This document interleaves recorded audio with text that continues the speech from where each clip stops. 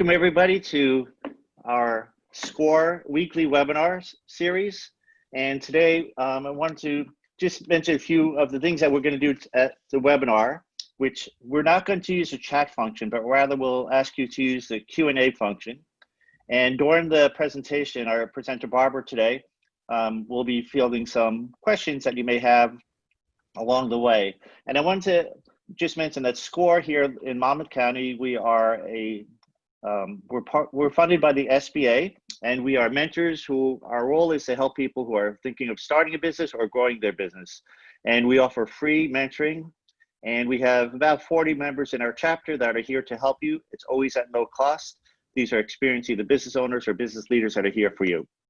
So with that, I'd like to introduce our presenter today, Barbara Kahn, who is a professor of marketing at the Wharton School of University of Pennsylvania and executive director of the Marketing Science Institute, is an internationally recognized scholar on retailing, variety seeking, brand loyalty, product assortment, and design and consumer decision making. Having extensive research and written acclaimed books on branding and the powers of visual marketing, Kahn's experience studying retail as a two-term director of the Baker Retailing Center led her to groundbreaking framework on retailing and marketing success. Wharton's Barbara Kahn had a front row seat to the massive disruption in the retail section, a foretaste of what is coming to every area of business. In response, she successfully analyzed and mapped out precisely what makes companies like Amazon successful and how threatened competitors should respond. And I just want to give you one quick quote from Neil Blumendahl, who's a co-founder of Warby Parker. In the shopping revolution, Barbara Kahn reveals what has enabled today's most successful retailers to thrive and face these challenges. So we wanted to welcome Barbara, and in addition to the disruption of like Amazon, for instance, we also have this other thing called COVID. So there's a lot of things going on. And with that, I'd like to turn it over to Barbara. Barbara? Thank you, Bill. That was like the best introduction I've ever gotten. It was very thoughtful. I've never had, thank you for all that attention to what I've done. I really appreciate it. That was the introduction. So I'm very happy to be here. I am, as Bill said, a professor of marketing at Wharton, and I'm currently the executive director of Marketing Science Institute, MSI. If you're interested in that, you can Google it. It's kind of a think tank between industry and academics, and I'm always on that interface between things that academics are thinking and relevant problems that industry is facing. So it's kind of fun to be in that space. And I wrote this book, The Shopping Revolution, which was published in 2018. I started in 2017. And as you might imagine, I'm revising it as we speak. Hopefully it'll come out soon, again, a new version, because a lot's changed. But as much as changed, hasn't changed. Let me start back with when I started writing this book, which was in 2017. And part of the reason, and as Bill mentioned, I had been running a retail center for the last 6 years or so. And so I did have this front row seat to retailing. Even though I'm an academic, I was on the phone all the time with retailers every day. And I was reading the trade journals and following what was happening. So I really kind of knew it from an industry perspective, not only from an academic perspective. And when I stepped down from that retail center, it was 2017, which was dubbed the year of the retail apocalypse. That's when that word came out. And that is because more than 8,600 stores closed in 2017. It was the worst year on record, and people were predicting the end of physical retail. Now, I think, and I'm sure most of you, especially if you're in retail, will agree, we don't think it's the end of physical retail, but it is the end of bad retail. And so the purpose of my book was basically to say, what do the winners look like and what do the losers look like? And what's the difference and what's the strategy we should have going forward? So I started this in 2017. Now, those of you who are following in the industry, you might have known 2018 was actually a better year and fewer stores closed. 2019 was bad again, even worse than the year of retail apocalypse. In 2019, 9,500 stores closed, and the predictions were that by 2026, 75,000 stores would close. And of course, that was before COVID. So in 2020, in the first, March, starting in March those 3 months, 250,000 stores closed during the first 3 months of COVID. Now stores are opening and closing, and we're doing all sorts of things across the country. But the prediction is at the end of 2020, we're going to see 15,000 stores closed by the end of the year. Note, that's almost twice as many as in the year of the retail apocalypse. So there's definitely something going on, and there's things to learn from but if you're watching the numbers, some people are doing well, some people not doing as well. So one of the things that I did when I wrote this book was I was watching data all the time. I'm looking at the numbers. All of the things that I'm going to talk about have been proven by evidence and by data. But I think there's a lot of value in looking at examples and in anecdotes just to kind of get a sense of what were the major trends. So this was pre-COVID. As I said, I started writing this book in 2017. 2017, the year of the retail apocalypse, which seems like just the beginning of a bigger phenomenon now, a lot of Macy's were closing. Now, this was interesting to me, okay? So when Macy's were closing, that was really important. As you know, Macy's are anchors of malls. And when those anchors close, it really takes down a lot of malls sometimes, especially the B and C malls. So my question was, when Macy's were closing, were people not shopping anymore, or were they shopping somewhere else? And is there some insight in understanding where they were going if they weren't going to Macy's? And so if we were looking at that, there were places they were going. First of all, they were going to off price. So that at the same time Macy's were closing, and this is in 2017, pre-COVID, TJ Maxx is doing well, Ross is doing well, those kinds of things are doing well, which says price is a compelling proposition. That's not that surprising. We know that there's always going to be a price sensitive segment, and that some people are going to be convinced to buy on price. And so one way to win is to offer the lowest price. But so that's not that interesting. I mean, it's insightful, but it's not that interesting. To me, more interesting is what was happening at Sephora. As you know, in Macy's, they not only sell apparel, but they sell a lot of cosmetics. And you know that cosmetics are going to be very important to them because of the real estate they give to it. So what's interesting is that the people who used to buy cosmetics at Macy's were now buying at Sephora. Now, why I find this super interesting is because the product sold at Sephora is the same product, especially at this time. It's changed a little since, but at the time was pretty much the exact same product that was being sold in the department store. And it was being sold at the same price. So what was different? Why were people going from Macy's to Sephora? And what I would argue is what was different was the customer experience was different. And I'm going to argue that you need to think about product and price as one thing, and the customer experience as kind of an independent thing wrapped around that product and price. And what's different between the customer experience in Sephora and Macy's? Macy's was selling in what I'm going to call a very traditional product-focused way. I mean, the metaphor of those perfume women that would spray you with perfume as you walked out, as you walked into the store, is a really good metaphor for what they were doing. They were pushing product at you. And I talk about that as a sales approach, a product-focused approach. The salespeople there were on commission. Even a 16-year-old high school student would know if you went into a Macy's and got your face done that you were expected to buy a $50 purchase. They were constantly pushing product at you, upselling and cross-selling. Sephora, a very different environment. The salespeople there are not on commission. All the cosmetics before COVID were out. You could try anything on that you wanted. You could go into a Sephora, put makeup on for a date, and leave with no pressure. That's what I'm going to call a customer-focused approach. And when they offered that customer-focused approach to the store, people left from the push approach from Macy's to the more supportive customer approach from Sephora, and that really changed the business. The thing most people were talking about at the time was not just these things, but talking about that a lot of people who are used to buying in physical retail were now buying online. So we're seeing Macy's close. Where are the shoppers going? Better price, better customer experience, more convenience from online shopping. Okay, so that's kind of some big picture ideas that I want to take away and put into my framework. At the time, again, 2017, and this is really interesting because this is different now, we were seeing a lot. Now, Gillette is obviously not a retailer, it's a consumer packaged good, but we were seeing a lot of CPG firms like Kellogg's, Campbell's, Gillette, which is owned by P&G, they're losing significant market share in this time.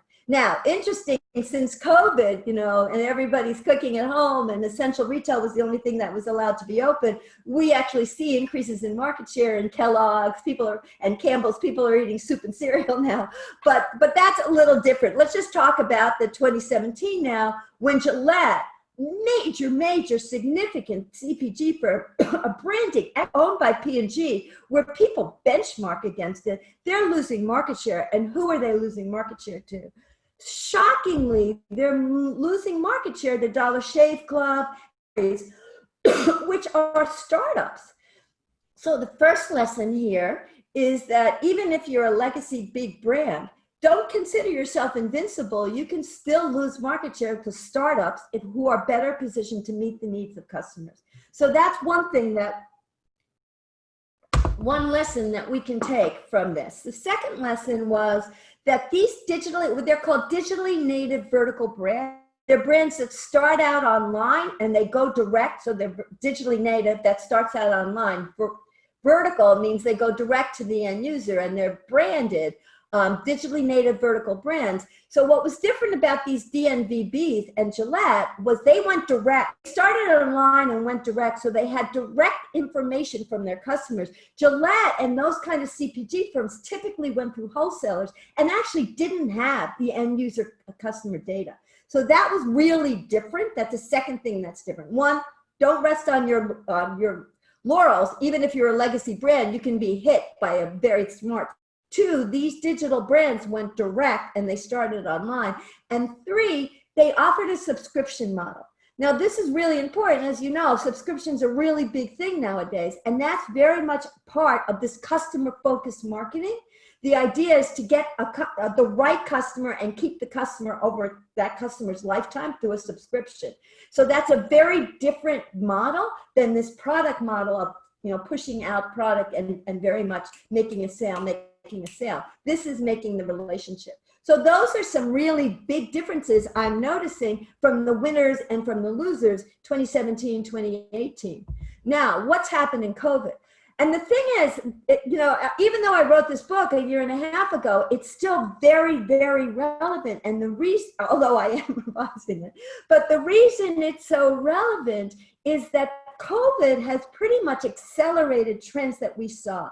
Now, I've been talking to a lot of people who've been collecting data on this, and what they're talking about is a lot of the trends that we saw starting in 2018, 2019 were accelerated by COVID.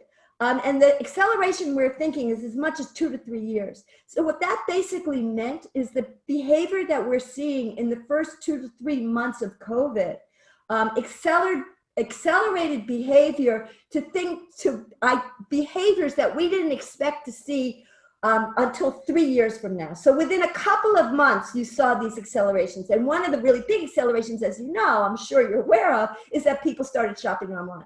So we were seeing behavior, shopping online, that we didn't expect to see for 3 years happening immediately. This was very big in retail, obviously, because the stores are closed. You're going to shop online if you want to buy. But by the way, this is not the subject of this talk right now, but the acceleration in retail is 2 to 3 years. The acceleration in healthcare was like amazing, 1,000 times bigger than that.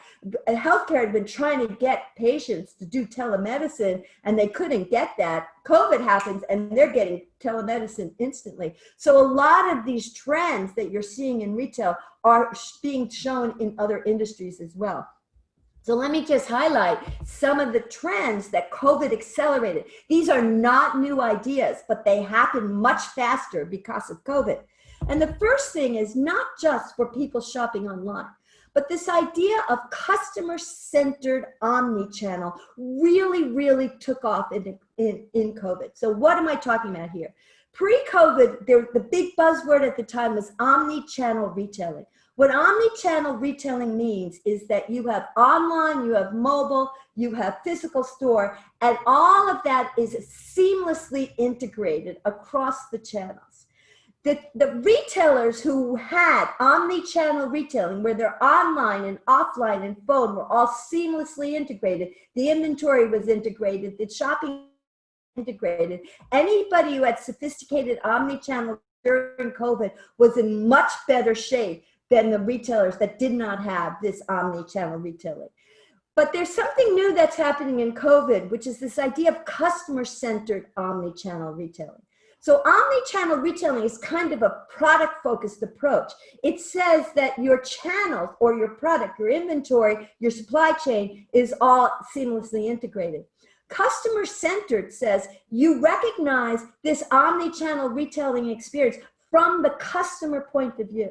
So the customer is agnostic to all your different problems, where your product is, whether it's online, in the store, whatever it is. They don't care about it. They just think of what they want that product.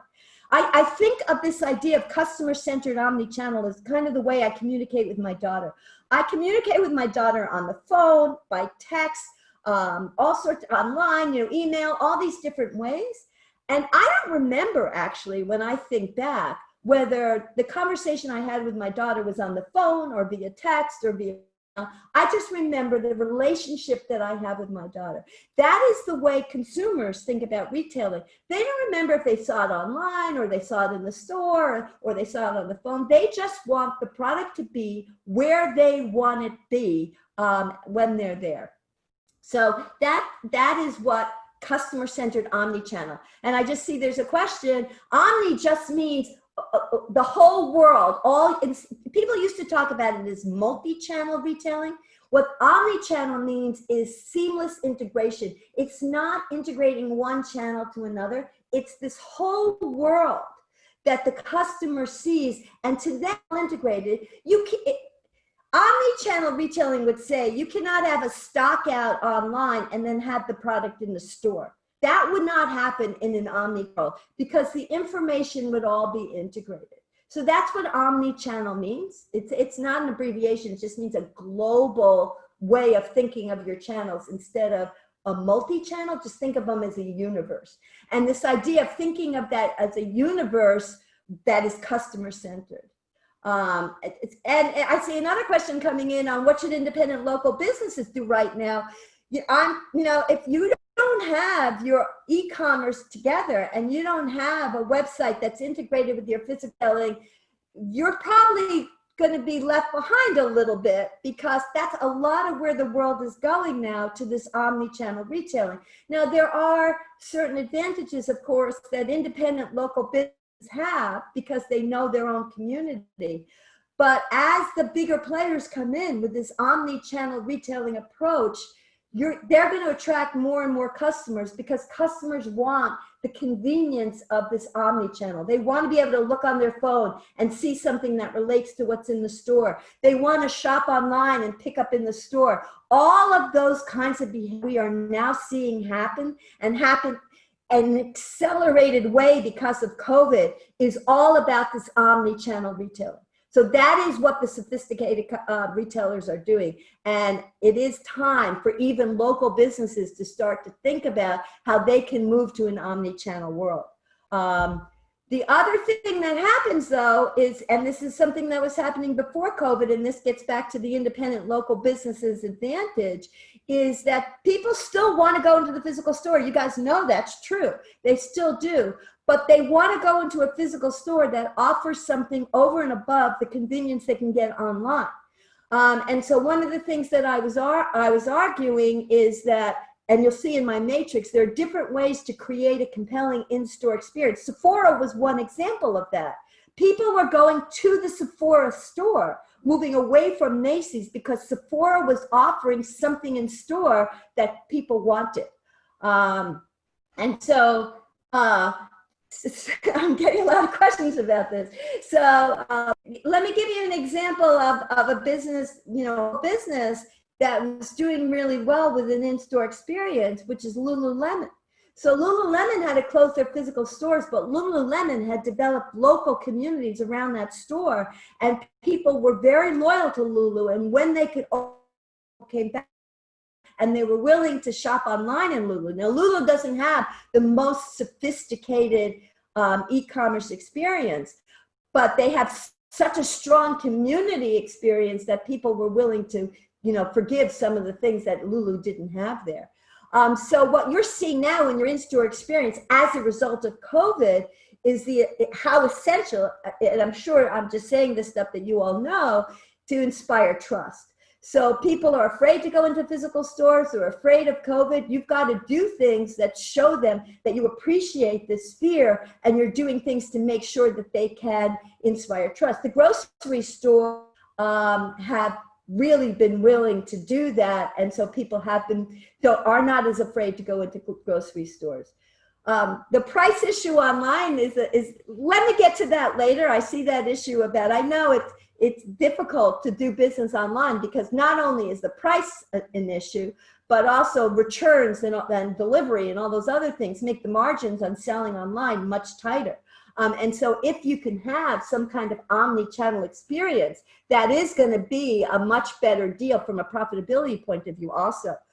What else are pre-COVID trends that are now accelerated dominance of Amazon and Walmart? I mean, in my book, I was writing about how strong Amazon and Walmart were, and this is before COVID. Then COVID comes, and you can imagine if they're allowed to be open and all other retailers are closed, that's going to give them an incredible advantage over and above.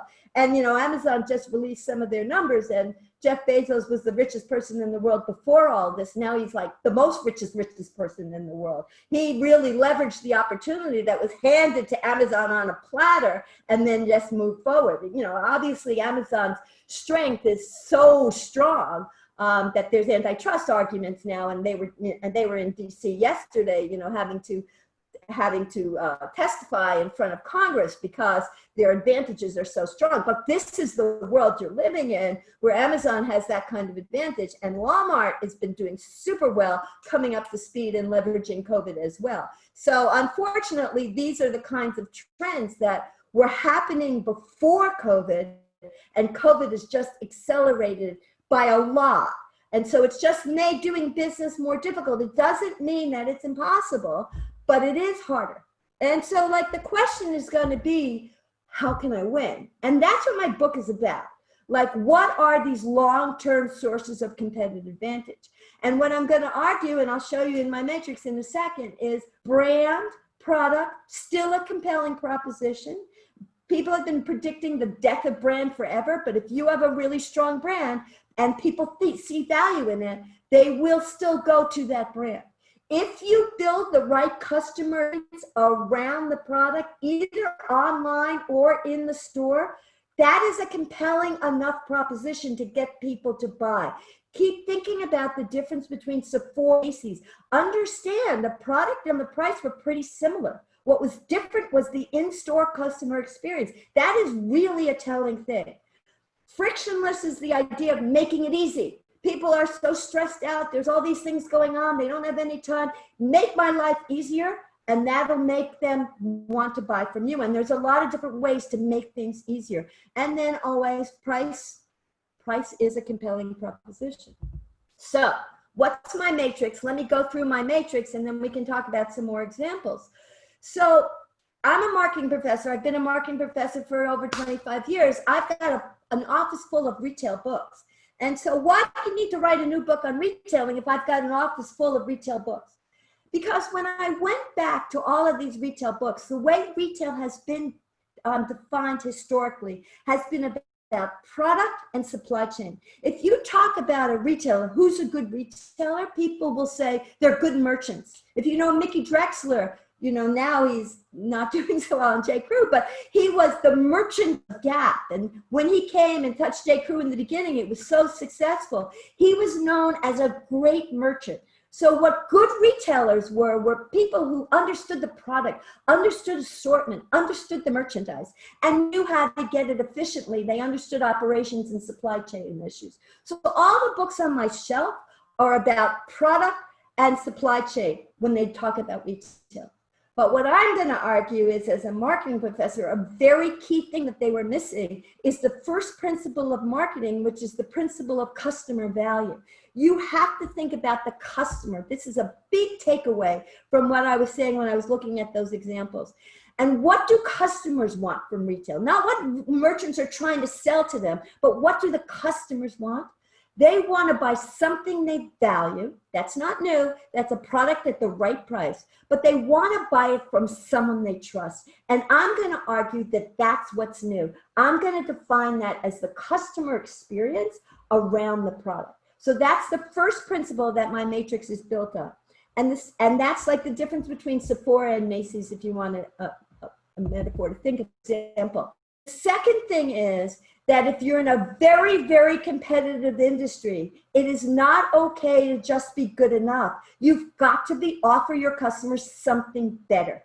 And that was the mistake Gillette made when they're just offering there, and a new retailer comes in and offers something better. Customers leave Gillette. Like, that is really amazing. So those are the two ideas that my matrix is built on: customer value and the differential advantage. And I call this my success matrix. So what I have in my matrix is in the columns, this idea of giving some product benefits and give them a customer experience that's compelling. And then in the rows, I say, do it better than the competition. How do you do that? You do it either by making it more fun or increasing the trust, or you take away the pain. And that gives me a type-2 matrix. Now, I'm going to describe this matrix, then I'm going to tell you the strategy, and then we can think about some examples if we have time, or I can stop there. We can think about whatever we want to do. But anyway, and you'll see this is very, very simple. But remember, I have a book. I mean, the office full of books. They didn't say this because they forgot to pay attention to the customer. So what are the quadrants? First one is First one's going to be brand. The ones who, and I built this matrix by looking at who were the winners. I don't put the losers on here. I'm just putting the winners. 2017, 2018, when you were looking who were the winners, luxury was still doing really well. Warby Parker, which Neil Blumenthal, Bill mentioned in the beginning, Warby Parker is a digitally native vertical brand, the eyeglass company. Those digitally native vertical brands were winning because they were offering compelling brands and compelling product. Offers people real, fashion ahead of the, the bigger brands. They bring it very fast to the store offering product. Saks offers luxury. Those things are still doing well. If you have a compelling brand or a compelling product assortment, that still matters. But what's new is this idea of have a compelling customer experience. I went through Sephora. Those of you know Italy. Italy is not about just Italian food. It's about creating this whole amazing experience. It's so much fun to go to Italy. There's the grocery store, there's the restaurants, there's the cooking school, all of that's going on, and it's all about the positive pleasure experience. Now in COVID, you've got to add that effect of trust. It's not just pleasure, it's got to be trust. Take away the pain. The winners here, always price. This is pre-COVID, but Costco and Walmart did even. It's going to be interesting to see what TJ Maxx and Burlington do, because they were very, very strong pre-COVID. Burlington killed their e-commerce. TJ Maxx has reported that doubling down on their physical store. So they are going to try to do it through the treasure hunting in the physical store without necessarily supporting it by e-commerce. So it'll be interesting to see what happens. But Walmart is 100% an omnichannel experience. Costco has some e-channel and e-commerce, not that strong, very strong in-store experience. Part here, the newest part of my matrix, is take away the pain from the customer experience. I'm going to describe that as frictionless. And I'm going to argue that in today's world, what frictionless means is that you have a comprehensive data, customer data, and you understand your customer so well that you can personalize and customize the customer experience to make the shopping experience as easy and as personalized as possible. And nobody does that better than it. So that's success matrix. These are the ways you can win by doing one of these quadrants. Now, how do you use this strategically? So the strategy behind this matrix is a little more sophisticated. So let me run through it, try to do it slowly. Look at these 4 quadrants. These are all the leadership quadrants, different ways that you can win. I'm going to simplify it now, call it by its basic thing: brand, low price, customer experience, or frictionless. And the customer experience can be an in-store experience for sure, but you can also create some interesting online customer experiences. And if we have time, I can tell you what's happening in China on this, because it's really interesting, some of the customer experiences they're doing in China. But at any rate, the idea is make the shopping experience the reason people want to come to you, not necessarily the product you have. Okay, so those are the 4 different ways to win. Think of the origin, think of this as a graph, and put the origin in the center, and then draw axes out in each one of these quadrants. Now, my first point is you've got to be good enough at all 4 of these quadrants. Anybody who was not good enough on all 4 of these quadrants was part of the retail apocalypse. So think of Circuit City or Radio Shack, or just recently Ascendance that's closing stores, and some of these stores that don't offer a good enough customer experience. When Macy's was closing it, because you go to the Macy's department stores and some of those B and C malls, and the experience was terrible. It was definitely not good enough. You've got to be good enough, table stakes, just good enough in all 4 of these boxes. So if you're not, you're going to be thrown out. Okay, so that's just to survive. Make sure you're good enough in each one of these. Now, what's tricky about being good enough is if you're in a very competitive industry, what's good enough is constantly being ratcheted up. The standards are constantly being higher and higher and higher. So, and you can see that in COVID, you know, all of a sudden you've got to be frictionless. All of a sudden you've got to do these kinds of things. And that's what I'm saying. Whatever table stakes are in your marketplace, you've got to be good enough in all 4 of these boxes. But if you want to be a winner, you want to be the leader, then you've got to be the best at something, not just good enough, but the best. And if the industry is very competitive, which is what I'm arguing retailing is now, you've got to be the best in 2 quadrants. You've got to leverage your strength in 1 quadrant, leadership advantage, to be the best in the 2nd quadrant. So, for example, Amazon is the best in frictionless. They leverage that frictionless experience or leadership experience to also be the best at low price.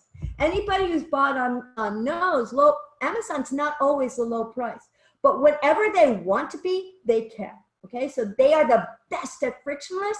They leverage that leadership advantage to be the best at low price. Walmart, and then what, they're just good enough in the other 2. So the strategy is be the best in 2 and good enough in the other 2, remembering that those other 2 are constantly being ratcheted up. Walmart competes head to head with Amazon in the same 2 quadrants, but they have a different strategy. Walmart is the lowest price retailer. They are operationally excellent, and they leverage their operationally excellence to also offer convenience. The best example of that is what they've been doing in COVID, is buy online, pick up in the store. That is a convenience that is competitive with Amazon, but it's a very different strategy.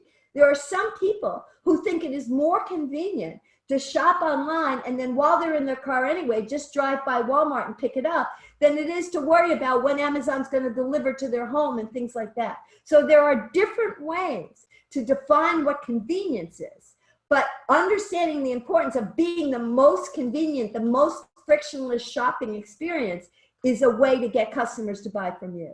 So Walmart competes against Amazon, but it's a very, very different strategy. Warby Parker, this digitally native vertical brand, or Zara, which is a physical direct brand, they compete by having the best products and the best brands, but because they go direct and not through wholesalers, they can offer a lower price because they get rid of the intermediaries. So you can get Zara, you can get runway fashion much cheaper than luxury. Similarly with Warby Parker eyeglasses, you can get glasses for $95 instead of the luxury price of $400.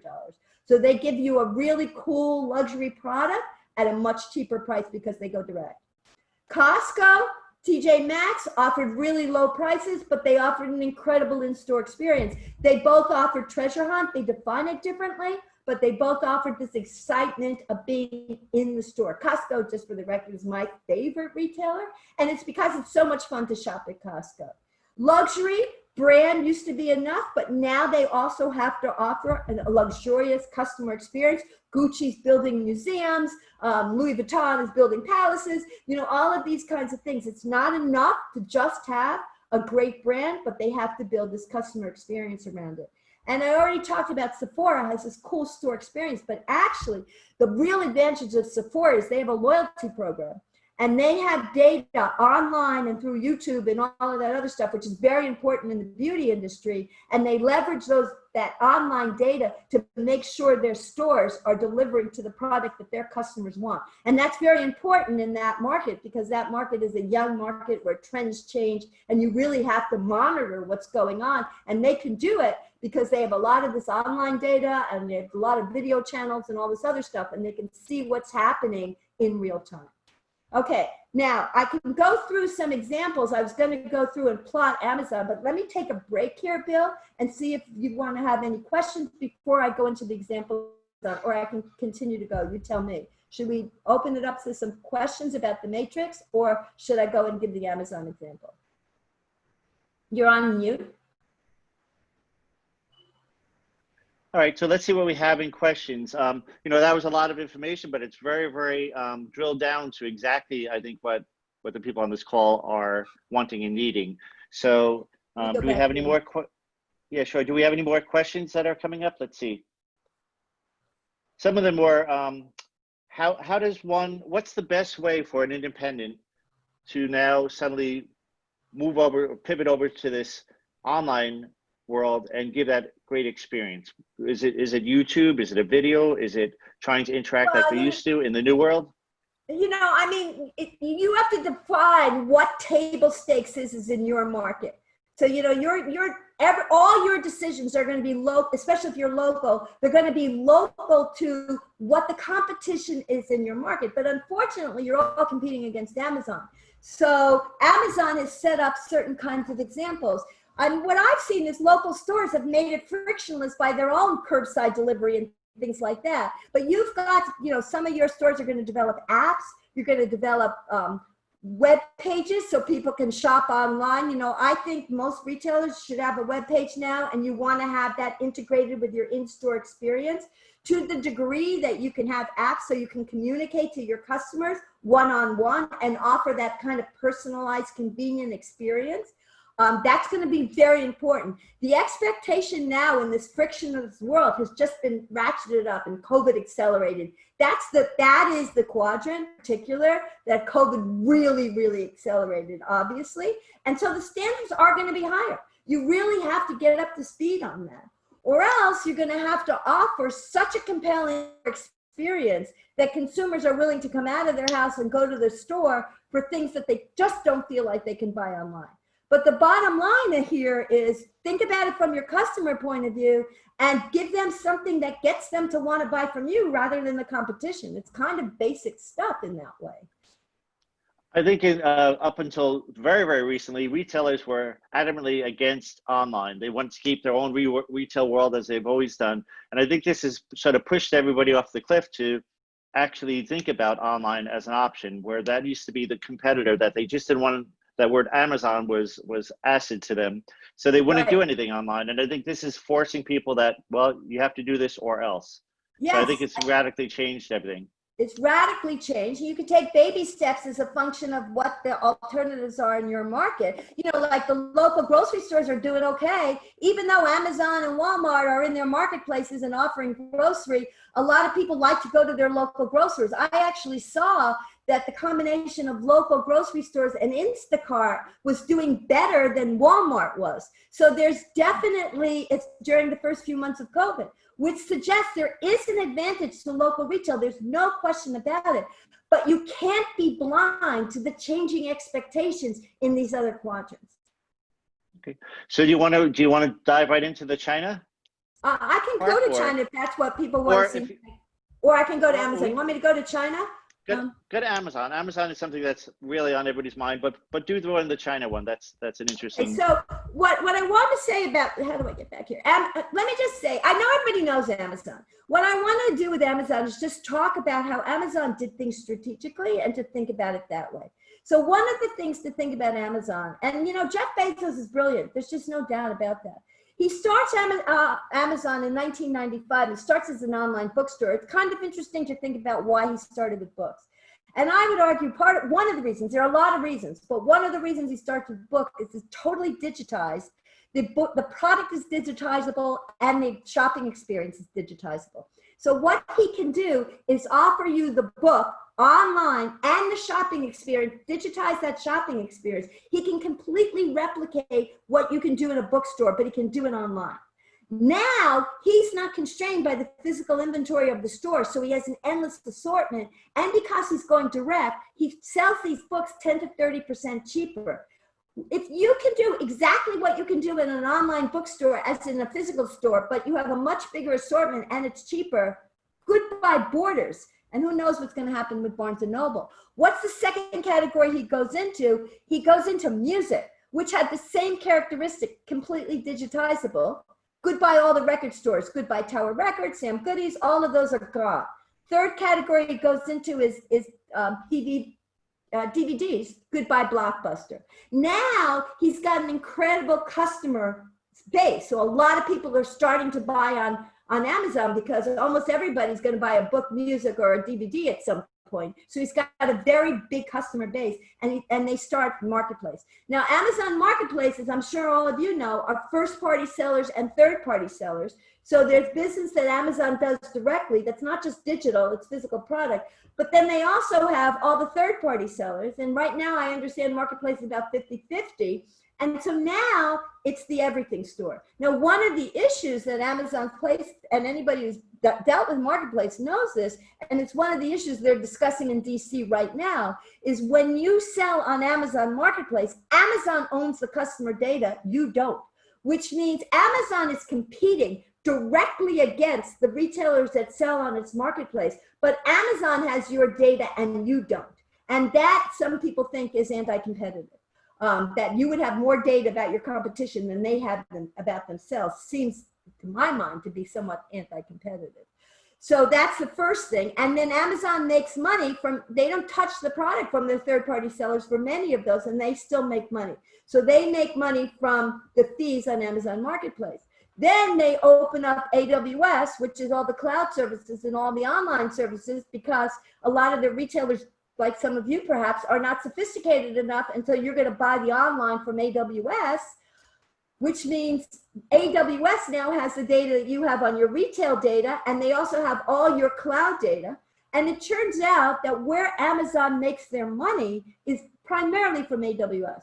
So most of their profit, 60% of their operating profit comes from AWS. Where does Amazon make their money? They make it from AWS primarily. They make it from Marketplace. They make it from their loyalty program from Amazon Prime. And now they're making it more from advertising. Where do they not make their money? Margin. So they can always squeeze the margin. They can always lower the price because that's not where their profit is coming from. Where do most retailers make their money? Margin. So that's really not an even playing field. So that's kind of what's going on in DC right now, whether or not Amazon is truly competitive, because it seems like they're really controlling things. Okay, so that's why Amazon, and a lot of people think Amazon is very difficult to compete against. It's true, it is, for those reasons. So what is Amazon's strategy? What did they do? Well, what they did was see the advantage of this frictionless quadrant before anybody else did. And they kept ratcheting up the expectations in that quadrant. And they were constantly ahead of it. Now to get, again, I like to give you these compelling examples, these metaphors, so that you can understand the way they think. So to me, the best metaphor for Amazon is this idea of one-click shopping. Jeff Bezos and Amazon invented one-click shopping in 1997. Now, what one-click shopping means, as we all know, is you just do one click and then you buy the product. Very, very easy. What's interesting to me about it is in 1997, they patented it. And the patent did not run out till 2017. What that meant is that anytime you bought online with one click, you were on Amazon. And if other people figured out how to do it, which it wasn't rocket science to do, other retailers figured it out, like Barnes & Noble, Amazon sued them, and Barnes & Noble had to add more clicks, okay?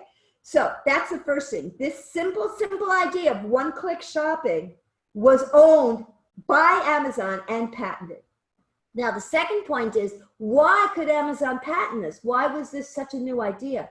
If you go back 20 years ago, the way people were thinking about websites was they were being developed to try to maximize what was called dwell time. They were trying to get you to spend more time on the website, because the idea was the more time you spend on the website, the more likely you are to buy. That is the same thing that physical retailers do when they put the milk in the back of the grocery store. The idea is, I'm going to make you walk through my store to the back to get the milk, and I'm going to sell more product. Okay, that might be a successful strategy, but it's very product focused. As soon as somebody puts the milk in front of the store so the consumer can just run in and buy the milk, that's the end of people walking all the way to the back of the store. So that is what's really important about this idea of one click. Think about it from what makes sense from the customer point of view. Then, of course, they invented Amazon Prime, which is this loyalty model that I'm telling you. Retailers have had loyalty programs in before, but they never understood the value of a loyalty program. They do like 10 cups of coffee and your 11th cup of coffee is free. That's not a loyalty program. What a loyalty program is really getting that customer data, leveraging that customer data, and personalizing, customizing to give the customers what they want when they want it. Think of the data that Amazon has. They have marketplace data, so they have all their competitive data. They have AWS data, so they have everything that's going on online. They have Amazon Prime data. They know everything their customer does, and if that's not enough, they put an Alexa in everybody's home, so they know everybody's conversation, and you know they're listening. So with all of that data and very sophisticated algorithms, they can give customers exactly what they want when they want it. That is Amazon's strategy. And then they leverage that strategy to offer the lowest price. If they're not making money on margin, they can always lower the price, right? And that's where they're winning. What they're not doing, and what could be the opportunity, is in these top boxes. They are not the best at brand. They're not the best at experience. In fact, Jeff Bezos' famous quote is, "Your margin is my opportunity." What I would plot that as is, people have a very high expectation for brand. They really love brands. And what Bezos is trying to do is to change that and change brands into a commodity. If you buy on Amazon and you search for a particular brand, they'll come up with an Amazon example that's cheaper and try to convince you that the product is the same. So that's essentially trying to take away the advantage of brand. And as a result of that, no big brands want to sell on Amazon. So you don't see luxury selling on Amazon. You don't see those really big brands selling on Amazon because they get Amazon's game. What those big brands will sell is they'll sell on Alibaba in China because Alibaba will help support brands, but they don't like to sell on Amazon. Allbirds, which is a digitally native vertical brand, they will sell on Alibaba and they won't sell on Amazon. So like what was interesting is in 2017, Nike went on Amazon because Nike felt like they had to at that point, because at the time, 55% of product search started on Amazon. Now it's as high as 75%, not on Google, but on Amazon. All Nike's competition was selling on Amazon. And the most important thing was, and this is, Amazon was selling a lot of Nike, but it was unauthorized sales. It was selling Nike by third-party sellers, and there was a lot of counterfeit. So Nike decided that they were going to go on Amazon in 2017, and they're big enough that they made a deal with Amazon that they would get their own data, and Amazon would help them get rid of the counterfeits and the unauthorized sales. Nike was on Amazon for 2 years, 2017 to 2019, and then Nike decided, I don't like doing business with Amazon, and Nike is now doubling down on going direct. Nike is selling through only 2 wholesalers, and Amazon's not one. They're selling Foot Locker and Dick's, and they're really leveraging up their direct sales so that they have more control over their customer data. And Nike has a very, very, very strong brand, so that's going to work, but they also need to control the customer experience, and they weren't able to do that through Amazon.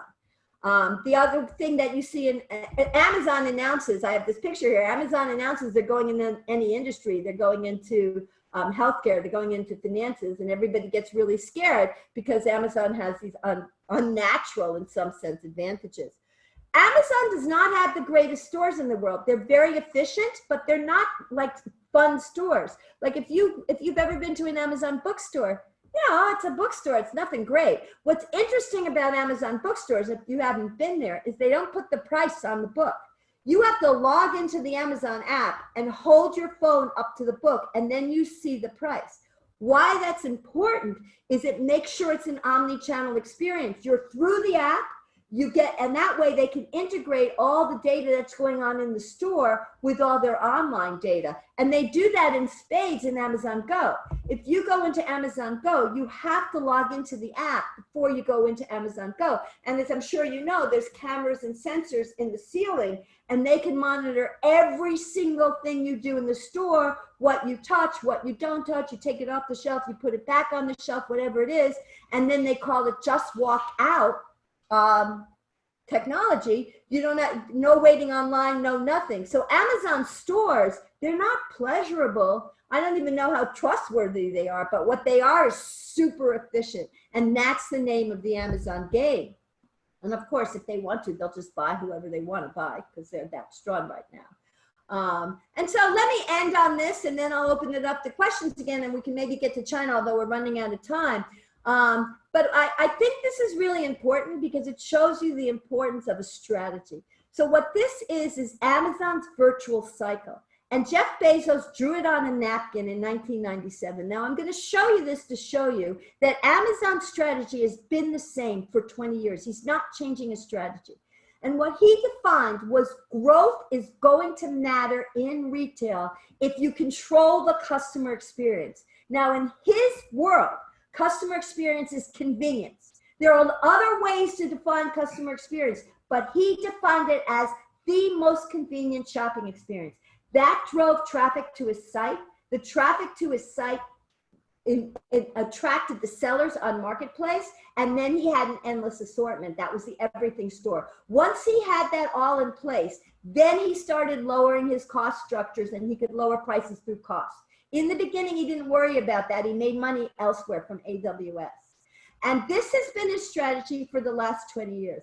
A very famous Amazon quote is people have gone up to Jeff Bezos and he tells a story and they say, Jeff, you recognized what was happening 20 years ago. You saw it before anybody else. You're such a visionary. Tell me what retail's going to look like 20 years from now. What's going to be different? What should I invest in?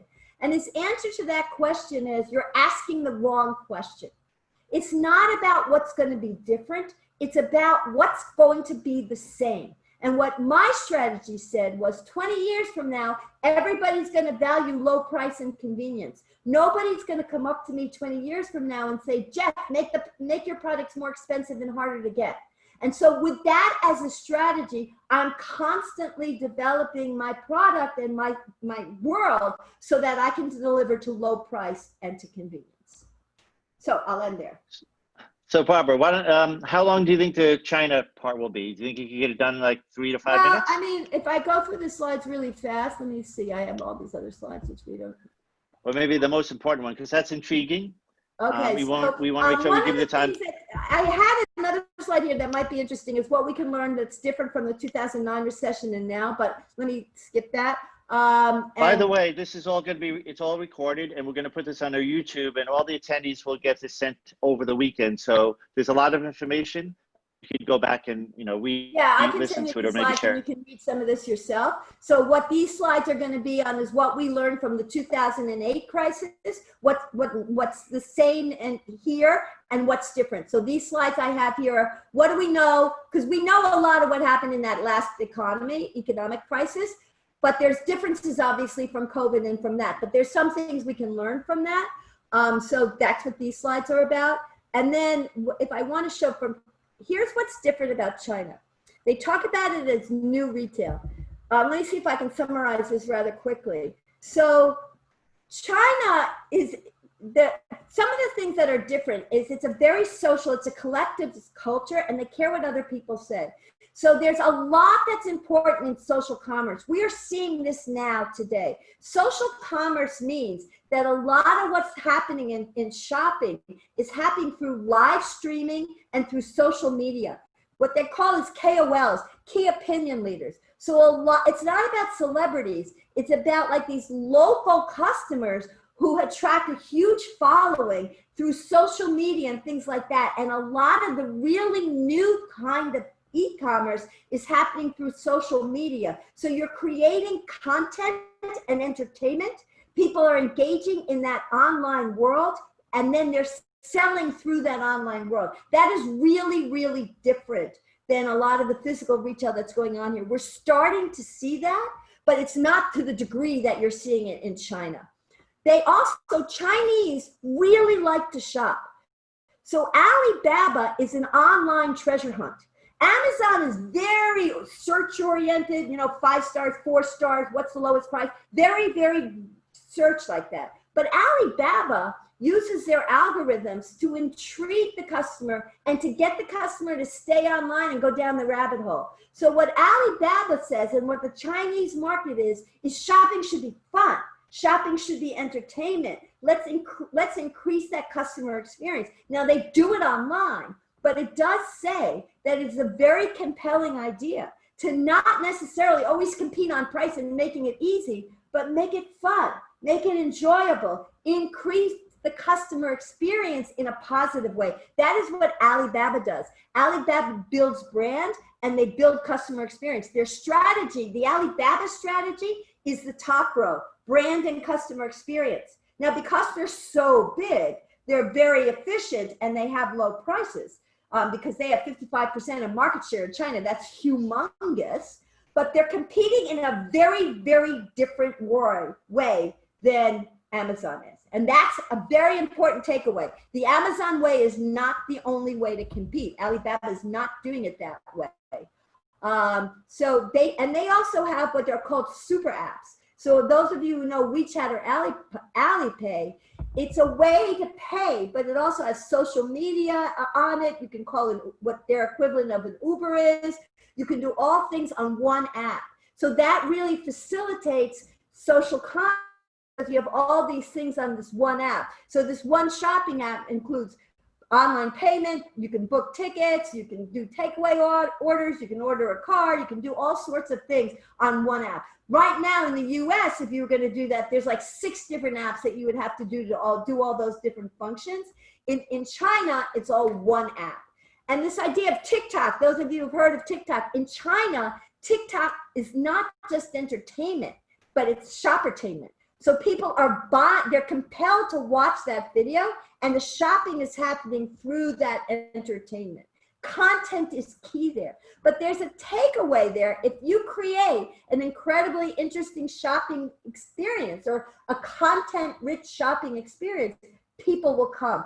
I think the biggest takeaway that you can get from this is what Sephora did to Macy's. Like, that's a really interesting idea, that it wasn't about product and place, and at the time it wasn't even about online. It was about creating a community in their store that people really loved and they came to do. And the last one, which I won't have time to show you, but I just want to familiarize you with this name so that you can look it up and search it yourself. It's Pinduoduo. It's the 3rd biggest online retailer in China, PDD. And it is about, it just came into place. I think it started maybe 5 years ago, and it's the 3rd biggest in China. And the way they did it, they used, if you look at my matrix, they came up with a low price strategy, but they built entertainment. And they did it through gaming. They did it through group buying. They did it in really, really interesting ways. So let me leave this Pinduoduo, and you can get these slides and look at it, and then just Google it. You'll see a very new way of thinking of shopping. So although COVID has made shopping much more difficult and the retailing world is much more convenient and much more competitive, it's also spawning incredible innovation. And if you can be innovative and maximize customer experience, I think there's avenues to win. So it's 12, I'm done. Okay, well, first off, I want to thank Barbara for sharing so much information today. She does have her book, which I have right here on my Kindle. And again, we're going to be sharing this on our YouTube, which everybody who attended is going to get a copy of that. And I once again thank Barbara. It's very, very insightful. There's so much information, especially now with all the change that's happening. It can't be even any more timely than it is right now. So thank you again, Barbara. And for those of you, I know our time is coming to the end, but SCORE offers free mentoring, always free. If you have any problems, any situations, anywhere that you're getting stuck, we have about 40 mentors in our local chapter that are here to help. It's always confidential. We've had a lot of really great success stories from people either being stuck and growing their business or even getting started and having a little bit of different insights. Sometimes it's good to have a different opinion, a different voice. And because we live in a COVID world, this is all virtual, so you don't even have to leave your home. And that you can find by going to monmouth.score. And again, if you want to find more about Barbara, you'll see the YouTube, and it is the shopping revolution. I read it, and I've been looking at marketing for many years, but there's a lot of interesting things that either you get an aha moment about, or you just look at things differently. So thank you again, Barbara, and we'll see everybody here next Friday, again at 11 a.m. Have a great weekend. And we appreciate you being here. Thank you again. Thank you. Bye-bye.